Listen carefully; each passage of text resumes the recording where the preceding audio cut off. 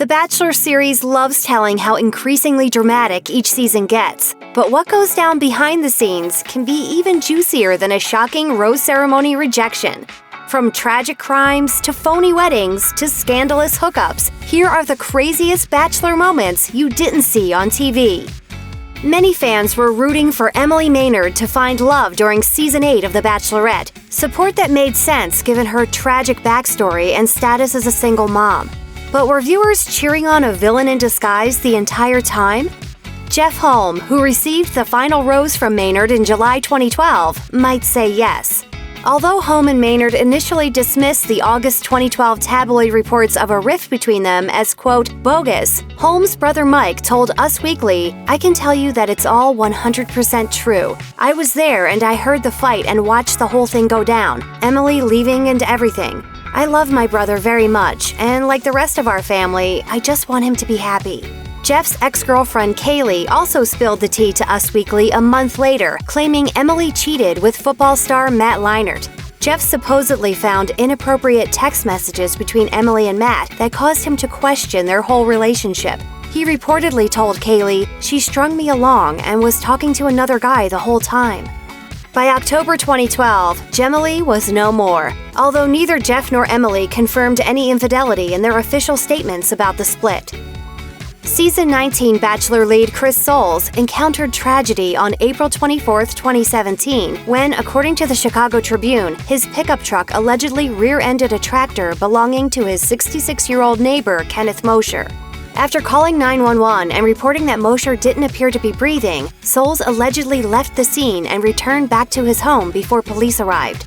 Sadly, Mosher later died at the hospital as a result of his injuries, and Soules was arrested and charged. You are charged with leaving the scene of an accident causing death. Soules initially faced felony charges and up to 5 years in prison, according to Us Weekly, but the reality star's legal team was able to arrange a plea deal in November 2018. One of the most upsetting off-camera Bachelor events concerns Britt Nilsson, who starred on Season 19 of the original series. Nilsson, in a brave move, revealed that she struggled with a bulimia relapse during the show. I felt insecure, I didn't feel pretty enough, I didn't know what was going on, I missed my family. Blaming the relapse on pain and anxiety, Nilsson shared that she dealt with the eating disorder for most of her life, and that she tried to conceal her health issue during her time on the show. You're mic'd 24/7, and I would take my mic off and, try to hide it under towels and stuff so they wouldn't hear me throw up. Luckily for Nilsson, she has found support in her now husband, Jeremy Byrne. He just stuck by me with it, and he would ask me about it and keep me accountable, and it actually got much, much better. Juan Pablo is arguably the most criticized Bachelor of all time, an opinion that seems to hold weight when you consider what he told runner-up Claire Crawley during a helicopter ride. During a one-on-one date, the Season 18 Bachelor decided to whisper a sweet nothing in Crawley's ear that audio didn't pick up. As it turned out, that sweet nothing became a total deal-breaker for Crawley. According to E! News at the time, Crawley said during a confessional, "I'm shocked. He chose to tell me something that no woman wants to hear, that he doesn't know me, and some sexual thing I don't want to repeat. It was insulting and it was offensive." So what did Juan Pablo really say to Crawley? In March 2014, an insider told Us Weekly, he said, "I love you, but I don't know you." The good news? Crawley moved on from their breakup fairly quickly thanks to the inappropriate conversation. The source added, "She's totally over him. She is done with him and relieved that they are not together." It's pretty common for Bachelor couples to break up after they re-enter the real world, something Andy Dorfman and Josh Murray know all too well. Well, not only did the couple split 6 months after Dorfman gave Murray the final rose in July 2014, but their breakup was chock full of drama. Dorfman confessed to Us Weekly in May 2016 that Murray would sometimes call her derogatory names during their fights, a disturbing claim given their seemingly perfect on-camera personas. Dorfman elaborated on these issues in her book It's Not Okay, alleging that Murray didn't want her to pursue a career and that he would express jealousy over her male friendships. Dorfman's breaking point? According to her book, it was when Murray allegedly called her a name in front of their friends following an argument. She explained, "My humiliation had hit an all-time high. I was tired of the snark, tired of the childish behavior, tired of the accusations, and now I was tired of him." According to the Atlanta Journal-Constitution, Mary said in response to Dorfman's book, "It saddens me and is very unfortunate that Andy has chosen to characterize me in such a negative way. I respect the private relationship we had for those 8 months, and I wish her nothing but the best. I pray she finds peace and happiness in her life." Many fans thought Marcus Grod and Racy found love during their time on Bachelor in Paradise in summer 2015. The two cemented their romance with a wedding in June 2015, an event that was officiated by Bachelor host Chris Harrison. The pairing seemed like a dream come true until the relationship imploded 1 year after their nuptials in June 2016. But what seemed like your average Bachelor breakup turned into a major scandal after it came to light that the two were never legally married. Grod claims Fadul vanished after they returned home from Mexico. He told Life and Style magazine, "It feels like she's a runaway bride. We had this fantastic relationship, and then it totally vanished. It was like she ran away." As for the legal side of things, they never signed the paperwork to make their marriage official. Grod added, "When we came back, we were supposed to start the paperwork, but she stalled." After supposedly finding flirty texts in Fadul's phone from another guy around January 2016, the two started drifting further apart. Then in June 2016, Fadul allegedly cut off all communication. The Bachelor contestant Becca Martinez's time in the iconic mansion wasn't always easy because of her age. How old are you?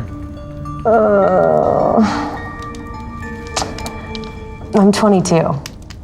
Oh my God. Martinez complained to People magazine about the alleged ageist backlash she received, stating, "I've never gotten so much judgment in my life about how old I am." Martinez got the last laugh, however, when she blasted her season's Bachelor Ari for his seemingly inappropriate DMs. It all started after Ari dumped Becca for his runner-up, Lauren, in mid-January 2018, a decision that played out when the finale aired in early March 2018. Amid all of this drama, Martinez took to Twitter to share screenshots of DMs Ari sent her in early February 2018. The conversation, arguably a lighthearted one, between the exes centered around Martinez's missing person status after The Bachelor wrapped filming. After Martinez made a few memes to poke fun at her embarrassing predicament, Ari sent her a DM saying, "This may just win the internet today. Such a shame they didn't use your license photo." Martinez captioned a tweet featuring screenshots of the DMs. "DMing your ex is a good look too, Ari." As for Ari's response, he told E! News, "I think it just shows her immaturity." But I really don't think that he's mature enough to handle a real committed relationship. I don't. He's impulsive and he doesn't think through his actions. Amanda Stanton and Josh Murray met while starring on Bachelor in Paradise in summer 2016. I feel like we're having such a great connection, and I like you a lot, and people can see our connection and stuff. The two got engaged by the end of the show, and they went on to have a long-distance relationship that ended in flames around January 2017. As for why the couple called it quits, let's just say there was a ton of drama behind the scenes. Murray's assistant Haley spilled the beans to E! News, claiming that the couple got into a huge fight during the finale of Nick Viall's season of The Bachelor. Haley explained, "Amanda ended up taking his things from their shared apartment and putting them out in the hallway." Haley also alleged that Stanton refused to return Murray's car and the police had to get involved. In response, Stanton told E! that the claims were all lies. Unfortunately, the drama escalated when Stanton started dating Bachelorette alum Robbie Hayes in July 2017. Murray's mom commented on an Instagram pic of the new couple, writing the word "wow" next to laughing emojis, a sentiment Stanton didn't appreciate, according to Wet Paint. In the comments, Stanton shot back, in part, "I'm sorry you lack social skills and don't see how that is inappropriate/childish/slightly creepy. Hopefully I'm squashing this before the show airs and you make 10,000 fake accounts to troll me like usual." Bachelor in Paradise faced a major scandal in June 2017 when contestants Corinne Olympios and Demario Jackson drunkenly hooked up in the jacuzzi, right in front of the cameras. The footage never aired, however, after two producers filed complaints claiming they were uncomfortable with what went down. The producers' complaints then triggered an investigation, which halted production for 10 days.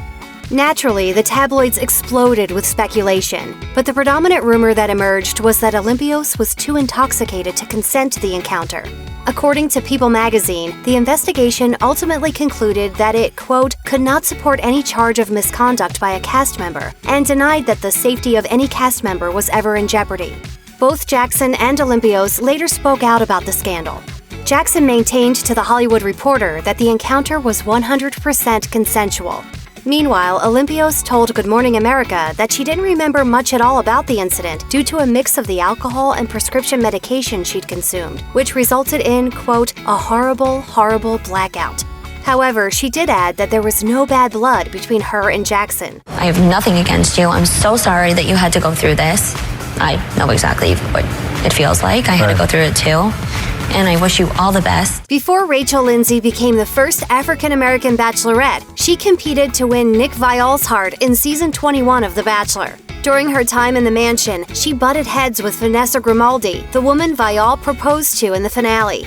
Although fighting between contestants is nothing new in the Bachelor universe, this feud is particularly juicy because fans didn't know about it until after the season wrapped. The topic only came to light because another contestant from Viall's season, Danielle Lombard, spilled the beans on Reddit, writing to one fan, Vanessa called Rachel something that was extremely derogatory. From what I heard, it was bad. Vanessa had to be separated for the rest of the show. Following rampant speculation about this derogatory word, Lindsay addressed the situation in a conversation with Entertainment Tonight, saying, "She called me a bully, and for her to use that phrase was offensive to me. Vanessa told me that I used aggressive tones with her, and I was very upset by that. There are so many stereotypes placed on African American women." Check out one of our newest videos right here. Plus, even more Nicki Swift videos about your favorite celebs are coming soon. Subscribe to our YouTube channel and hit the bell so you don't miss a single one.